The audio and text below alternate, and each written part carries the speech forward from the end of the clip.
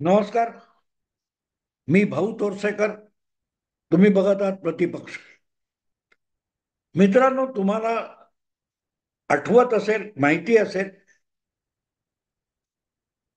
6 महिन्यापूर्वी, 8 महिन्यापूर्वी जेव्हा भारतातल्या लोकसभा निवडणुका चालू होत्या, त्या निवडणुकांच्या भविष्यावर मी एक पुस्तक लिहिलं होतं, अश्वमेध 2024. तसं बघितलं तर 2014 आणि 2019 या आधीच्या दोन लोकसभा निवडणुकांमध्ये सुद्धा मी पुस्तक लिहिलेली होती. 2014 मध्ये मोदीच का, आणि त्यामध्ये मी मोदी हे भाजपला एकपक्षीय बहुमत मिळवून देऊ शकतील आणि नक्की पंतप्रधान होतील हे भाकीत 8 महिने आधी केलं होतं. योगायोगाने खरं ठरलं आणि म्हणून 2019च्या निवडणुका आल्या. त्याच्या 8-10 महिने आधी मला हाच प्रश्न विचारला गेला होता आणि पुस्तक लिहिण्याचा आग्रह झाला होता. म्हणून 2019च्या निवडणुकीत सुद्धा पुन्हा मोदीच का, असंही पुस्तक मी लिहिलं होतं. आणि त्यामध्ये मोदी 300 पेक्षा अधिक जागा लोकसभेत जिंकतील असं भाकीत केलेलं होतं. तेही योगायोगाने खरं ठरलं. मी भविष्यवेत्ता नाहीये, पण माझ्या राजकीय आकलनानुसार मी भाकीतं करत असतो आणि तरीही ती खरी ठरली. म्हणून माझं गणित बरोबर आहे असा दावा मी कधीही केला नाही, करणार सुद्धा नाही. आणि त्याच कारणास्तव 2024च्या लोकसभा निवडणुकीपूर्वी मला अनेकांनी आग्रह धरला की भाऊ, आता सुद्धा तुझ्या मनात जे काय आहे, तुझं जे भविष्य भाकीत आहे, ते तू पुस्तक रूपाने मांडलं पाहिजे, त्याचं विश्लेषण आणि विवेचन करून मांडलं पाहिजे, असा आग्रह धरला होता. आणि मी तो आग्रह मान्य करून 2024 साठी सुद्धा अश्वमेध 2024 असं पुस्तक लिहिलेलं होतं. त्या पुस्तकामध्ये जी आकडेवारी मी दिली होती, त्यामध्ये मी भारतीय जनता पक्षाला मोदींच्या नेतृत्वाखाली 2024 मध्ये 325 ते 350 जागा मिळतील आणि एनडीए कदाचित 400 पार जाऊ शकेल, 400 पर्यंत जाऊ शकेल हे भाकीत केलं होतं. आणि माझं भाकीत संपूर्णपणे चुकलं.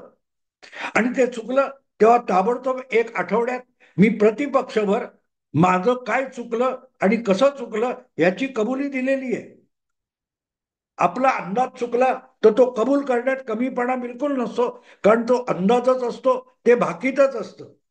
आणि म्हणून अश्वमेध 2024 या पुस्तकातला माझा मोदी किंवा भाजपने जिंकण्याच्या जागांचा आकडा चुकला, तर त्याची कबुली देताना मला लाज अजिबात वाटली नाही. मी स्वतः व्हिडिओ बनवून त्याची कबुली दिली. पण हरियाणा आणि जम्मू काश्मीर या विधानसभांच्या निवडणुका आल्या, तेव्हा मला त्यावर विचार करताना आणि आधीच्या लोकसभा निवडणुकीचे निकाल विचार करताना माझ्या पुस्तकातले अनेक मुद्दे आठवले. आणि तेव्हा मी एक व्हिडिओ हिंदीतला मुद्दाम केला होता की अश्वमेध 2024 या पुस्तकामध्ये जे तर्कशास्त्र मी मांडलं होतं, किंवा त्या पुस्तकाची मूळ मध्यवर्ती कल्पना जी होती ती खोटी ठरलेली नाही, मी दिलेले आकडे चुकले असतील, पण जी राजकारणाची दिशा, निवडणुकीच्या सत्तेच्या राजकारणाची दिशा मी माझ्या मध्यवर्ती कल्पनेतून मांडली होती, ती बिलकुल खोटी ठरलेली नाही. किंबहुना ती खरी ठरण्याची चिन्ह आता दिसायला लागलेली आहेत. असं व्हिडिओ मी हिंदीत केला होता. आता हरियाणा आणि महाराष्ट्र या दोन विधानसभा निवडणुका होत असताना मी पुन्हा एकदा माझ्या 2024च्या चुकलेल्या अंदाजाच्या कल्पनेवर मुद्दाम व्हिडिओ करतोय. आणि त्याची पार्श्वभूमी महाराष्ट्र आणि झारखंड या विधानसभा निवडणूक आहे. हरियाणाचे निकाल लागले आणि सगळ्यांनी अगदी ओपिनियन पोल घेऊन, एक्झिट पोल घेऊन, वेगवेगळे तर्क मांडून भाजपचा आता उतार काळ सुरू झाला, भाजपचा अस्त सुरू झाला, अशी भाषा वापरली होती, विश्लेषण केली होती. पण हे सगळे अंदाज, अभ्यास आणि ओपिनियन पोल खोटे ठरवत हरियाणाने सगळ्यांच्या थोबाडीत सणसणीत चपरा घाणली. मी अर्थात ओपिनियन पोल वगैरे घेत नाही. मला जे वाटतं राजकारण घडामोडी बघून ते मांडत असतो. जनमानस मला जसं दिसतं ते मांडत असतो. कदाचित समजून घेण्यात माझ्या चुका होत असतील, त्यामुळे आकडे चुकू शकतात. पण जी मध्यवर्ती कल्पना अश्वमेध 2024 ती चुकली आहे का? तर हरियाणाने मला सांगितलं, भाऊ तुझी कल्पना चुकलेली नाही. कारण मोदीच का आणि पुन्हा मोदीच का ही पुस्तकं लिहिताना भाजप जिंकणार, बहुमताने जिंकणार याविषयी मला आत्मविश्वास होता. पण 2024 मध्ये भाजप जिंकून मोदी तिसऱ्यांदा पंतप्रधान होतील हाही माझा अंदाज बरोबर ठरला. तरी भाजपच्या जागा कमी झाल्या ही वस्तुस्थिती होती. पण म्हणून पुस्तकामध्ये अश्वमेध 2024 या पुस्तकाची मध्यवर्ती कल्पना ही अश्वमेध अशी आहे. आणि अश्वमेध म्हणजे काय असतो? भारतीय इतिहासामध्ये, भारतीय पुराणामध्ये कोणीतरी एक राजा चक्रवर्ती व्हायला निघतो आणि जगाच्या, देशाच्या, खंडप्राय भारताच्या प्रचंड भूभागावर जे लहान मोठे राजे, सत्ता किंवा साम्राज्य आहे त्या सगळ्यांना एकत्र करून खंडपराय राष्ट्र उभं करण्याची जी कल्पना एखाद्या चक्रवर्तीच्या डोक्यात येते की या खंडप्राय एक सांस्कृतिक भूमिकेतल्या राज्यावर आणि या साम्राज्यावर, संस्कृतीवर बाहेरच्या परकीय संस्कृतीचा हल्ला येऊ नये आणि इथली संस्कृती आणि सार्वभौमता नष्ट होऊ नये म्हणून इथे एक साम्राज्य, संघराज्य असलं पाहिजे असं ज्या ज्या राजाला वाटलं आणि ज्याने आपल्या आसपासच्या सगळ्या राज्यांना सोबत घेऊन एक संघराज्य निर्माण करण्याचा प्रयत्न केला त्याला संघराज्य म्हणजे साम्राज्य आणि त्या साम्राज्यावर नियंत्रण ठेवणारा, सगळ्या लहान मोठ्या राज्यावर नियंत्रण ठेवणारा आणि त्यांचं नेतृत्व करणारा तो चक्रवर्ती राजा, तो सम्राट, ही कल्पना आपल्याकडे होती. आणि जेव्हा असा सम्राट नसायचा आणि कोणाला तरी असं वाटायचं की नाही असला पाहिजे, सम्राट असला पाहिजे आणि हा खंडप्राय देश अखंड राहायला पाहिजे, विखंडित होता कामा नये, असं ज्याला वाटायचं तो एक साम्राज्य, संघराज्य निर्माण करण्यासाठी सगळ्या राज्यांना संघटित करून एक भूमिका, एक अजेंडावर आणायचा प्रयत्न करायचा. त्यासाठी जे जे प्रयास असायचे त्याला आपल्याकडे अश्वमेध म्हणायचे. म्हणजे जो राजा सगळ्यांना एकत्र करून त्यांचा सम्राट होण्याच्या भूमिकेत असायचा, पण त्यांची राज्य त्यांच्याकडे, पण संघराज्याचं संयुक्त नेतृत्व आपल्याकडे, अशा भूमिकेत ज्याला चक्रवर्ती व्हायचं असायचं तो राजा अश्वमेध यज्ञ करायचा. म्हणजे त्याची भूमिका, त्याचं नेतृत्व, त्याचा अजेंडा हा आंतरराष्ट्रीय पातळीवर वेगळ्या संस्कृतीशी संबंध किंवा संघर्ष आल्यानंतर एकच असला पाहिजे यासाठीचा जो संघर्ष असायचा, जो प्रत्यक्ष लढाई नव्हे तर संघर्ष आणि स्पर्धा असायची, त्यामध्ये त्याच्या प्रभुत्वाला, त्याच्या नेतृत्वाला कोणीही आव्हान त्या खंडप्राय देशातून देता कामा नये. बाकी आपापल्या राज्यामध्ये तो तो राज्य स्वतंत्र आणि स्वयंभू असेल, पण परकीय आक्रमण आलं की आपल्यातले भेदभाव, सीमा ओलांडून आपण सगळ्यांनी एकत्र येऊन आपल्या संस्कृतीचा, आपल्या धर्माचा आणि आपल्या भूमिकेचा, आपल्या वारशाचा बचाव करायचा. त्यासाठी एकसंघ व्हायचं, ते साम्राज्य आणि त्याचा नेता तो चक्रवर्ती, आणि तो चक्रवर्ती होण्यासाठी सगळ्यांना एका सूत्रात बांधण्याचा प्रयत्न करायचा. त्याला अश्वमेध यज्ञ म्हटलं जायचं. आणि मग त्याच्या नेतृत्वाला, प्रभुत्वाला किंवा त्याच्या राष्ट्रीय अजेंड्याला आव्हान देणारा, नाकारणारा जो कोणी राजा असेल त्याच्या मुसक्या बांधल्या जातील.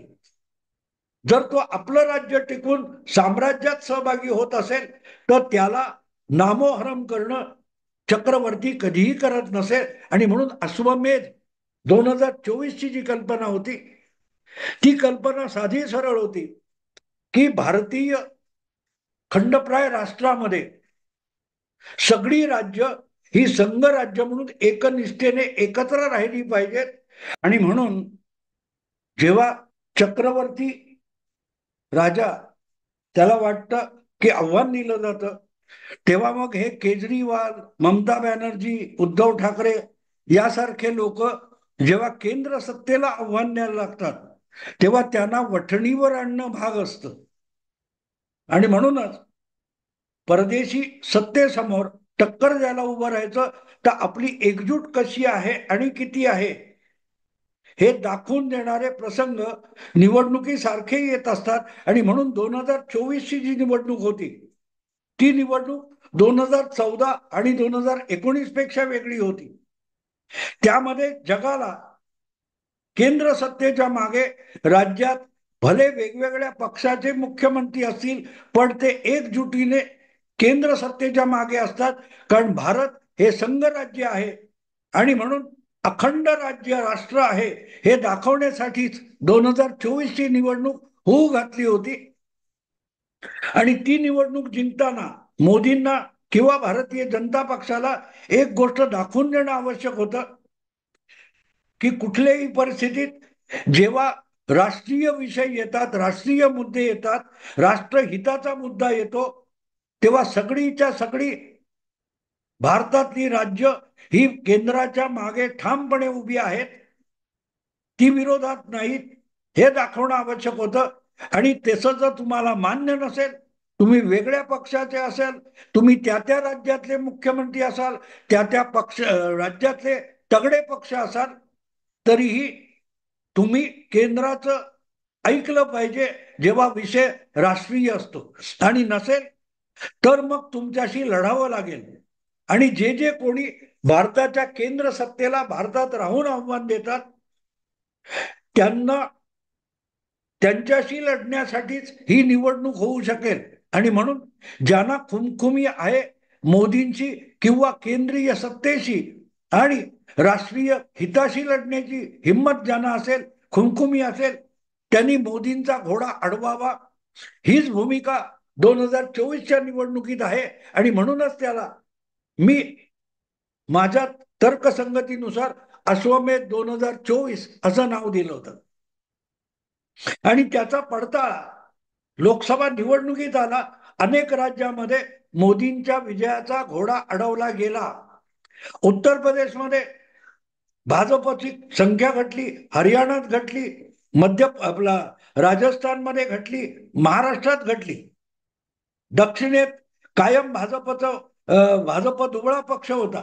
पण ज्या भाजपची ताकद ठरलेल्या राज्यात होती, तिथे जर आडवे येणारे लोक जास्त असतील तर त्यांना वठणीवर आणणं आवश्यक आहे. आणि म्हणूनच त्या त्या राज्यामध्ये पुढल्या काळात लढाई होईल.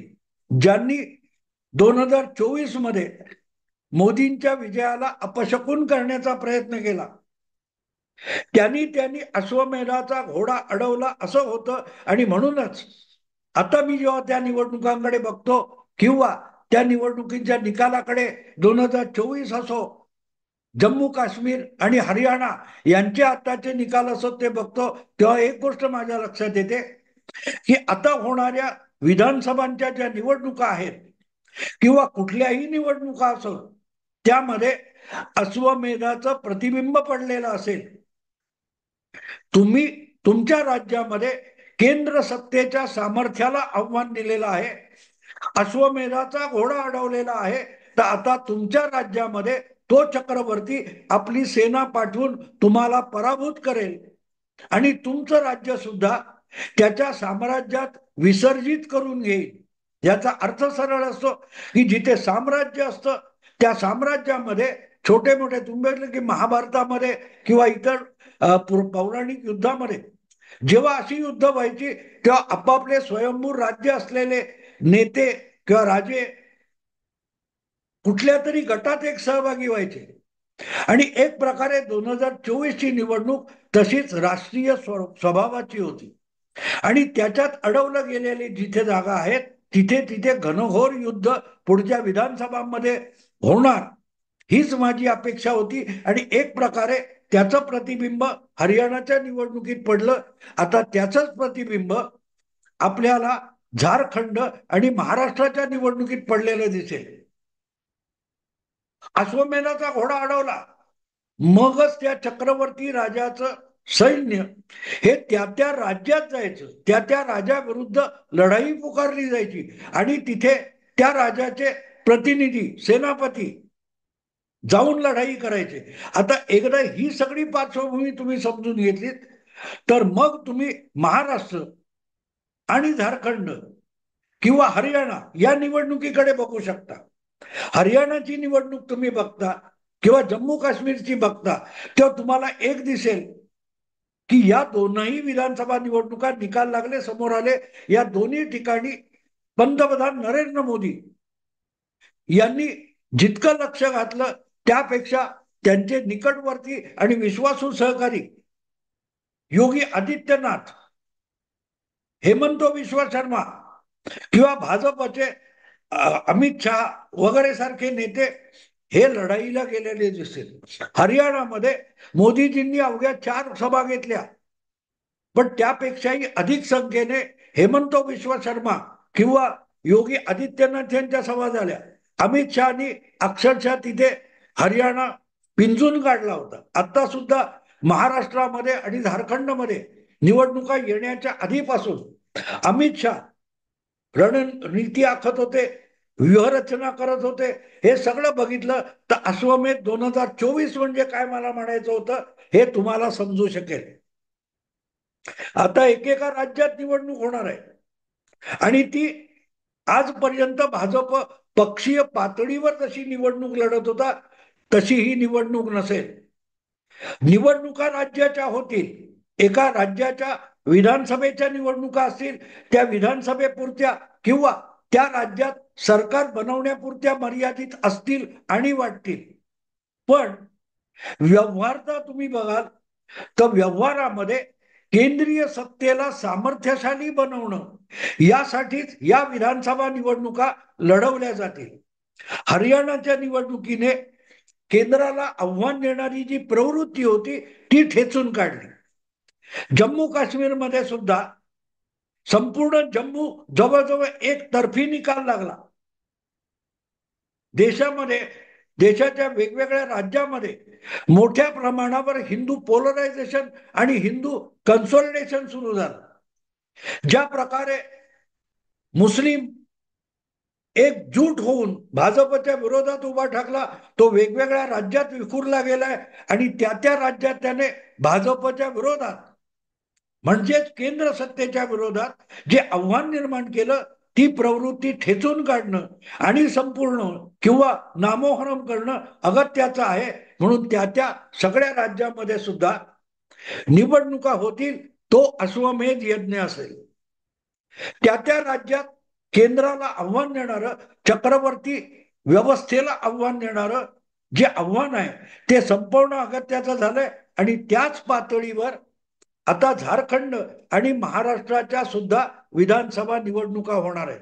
दिसायला त्या राज्याच्या विधानसभेपुरत्या निवडणुका वाटतील, पण व्यवहारात तुम्ही बघाल तर राज्यातल्या सरकारची ताकद, शक्ती, साधनं ही केंद्राच्या राष्ट्रीय भूमिकेला वजन देणारी, बल देणारी अशी असू शकतील. यासाठी त्या त्या राज्यातली सत्ता ही केंद्राच्या विरोधात जाणार नाही अशी उभी करावी लागेल. केजरीवाल सारखी माणसं, ममता बॅनर्जी सारखे लोक किंवा उद्धव ठाकरे यांच्यासारखं केंद्राला सातत्याने आव्हान देऊ बघणाऱ्या प्रवृत्तींना हे राष्ट्र अखंड ठेवण्यासाठी बाजूला करावं लागेल, खड्यासारखं बाजूला ठेवावं लागेल. याच भूमिकेतून प्रत्येक विधानसभा निवडणूक लढवली जाणार असेल तर त्याचं प्रतिबिंब आपल्याला पडलेलं दिसतं. झारखंडमध्ये 2 भागात 2 फेऱ्यांमध्ये मतदान होणार आहे. तिथे ऑलरेडी योगी आदित्यनाथ जाऊन पोहोचलेले आहेत, हेमंत विश्व शर्मा जाऊन पोहोचलेले आहेत. कारण तिथे मतदानाची पहिली फेरी महाराष्ट्राच्या 1 आठवडा आधी आहे, दुसरी फेरी महाराष्ट्राबरोबर आहे. आणि म्हणून झारखंडच्या पहिल्या फेरीत पोहोचलेले हेमंत बिश्व शर्मा आणि योगी आदित्यनाथ यांनी तिथे अक्षरशः शंखनाद केलेला आहे. एक नटराजाचं भोले शंकर यांचं जे तांडव म्हणतात त्या प्रकारचं तांडव हेमंत बिश्व शर्मा आणि योगी आदित्यनाथ करतायत. हे आदित्यनाथ यांचे पोस्टर आत्तापासून महाराष्ट्राच्या कोपऱ्यात झळकायला लागलेले आहेत. बटोगे तो कटोगे. तुमच्या देवळातली घंटा आणि तुमच्या घरातला शंख वाजवायचा असेल तर तेच हिंदुत्व असतं. आणि तो वाजवण्याचा अधिकार टिकवायचा असेल आणि ताकद टिकवायची असेल तर केंद्राला आव्हान देणाऱ्या या लिबरल पुरोगामी देशविरोधी शक्तींना संपवलं पाहिजे. ही भूमिका घेऊनच हेमंत बिश्व शर्मा आदित्यनाथ सरकत आहेत. आणि आदित्यनाथ म्हणजे बुलडोझर बाबा. झारखंड आणि महाराष्ट्राच्या विधानसभा निवडणुकीमध्ये विरोधी पक्षावर अक्षरशः बुलडोझर फिरवला जाणार याविषयी माझ्या मनात शंका नाही. ज्या बुलडोझरला हरियाणाने ताकद दिली आहे, अवघ्या 10 खासदारांच्या हरियाणामध्ये बुलडोझर बाबा इतके शक्तिमान झाले असतील तर महाराष्ट्रात बुलडोझर फिरल्यानंतर निकाल कसे असतील कल्पना करा. झारखंडमध्ये तो बुलडोझर रोहिंग्या आणि मुस्लिम बांगलादेशी घुसखोरी याच्या विरुद्ध गर्जना करायला लागलाय, डरकाळ्या फोडू लागलाय. तर हा बुलडोझर झारखंड आणि महाराष्ट्रात फिरला तर विरोधी पक्षांची अवस्था काय असेल याची कल्पना करा. कारण जेव्हा भोला नटराज तांडव करायला लागतो तेव्हा धरणी गदगदा हलायला लागते. ही सुरुवात आहे. निवडणुकांचे निकाल 23ला येतील तेव्हा तुम्हाला मी आज काय बोलतो ते कळेल. पण अश्वमेध ही माझी कल्पना ही आता प्रत्येक विधानसभा निवडणुकीत साक्षात उतरताना प्रत्यक्ष होताना आपल्याला अनुभवायची. मित्रांनो, आता इथे थांबतो. आवडलं लाईक करा, शेअर करा आणि प्रतिपक्षाला सबस्क्राईब करा. नमस्कार.